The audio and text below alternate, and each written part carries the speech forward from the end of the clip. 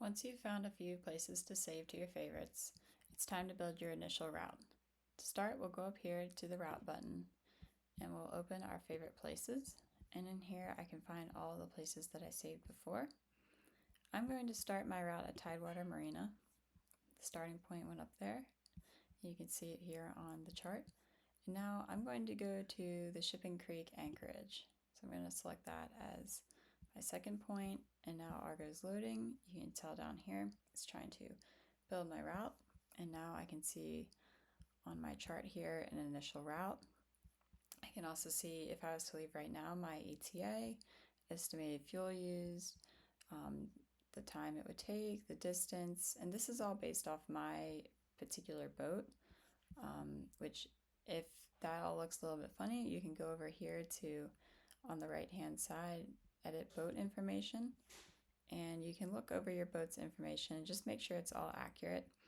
Argo does base your route off all this information.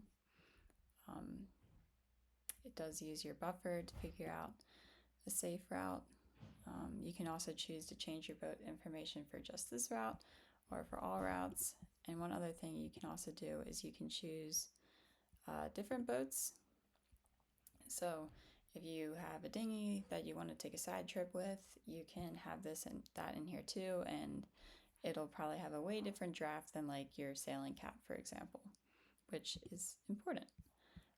Because so if I look at my route, if any part of the route was a bit too shallow for my boat, it would show up as yellow if it was within my buffer, or red if it was just definitely too shallow, which might not necessarily mean you can't take that route.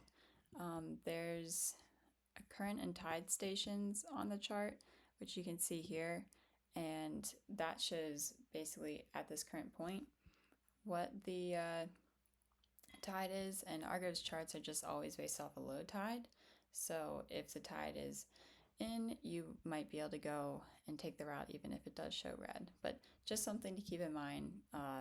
Figure out what the current tides are for your location and timing, and then base your route and such off of that. And next we're going to add some fun stops along the way and fine tune our route to our preferences.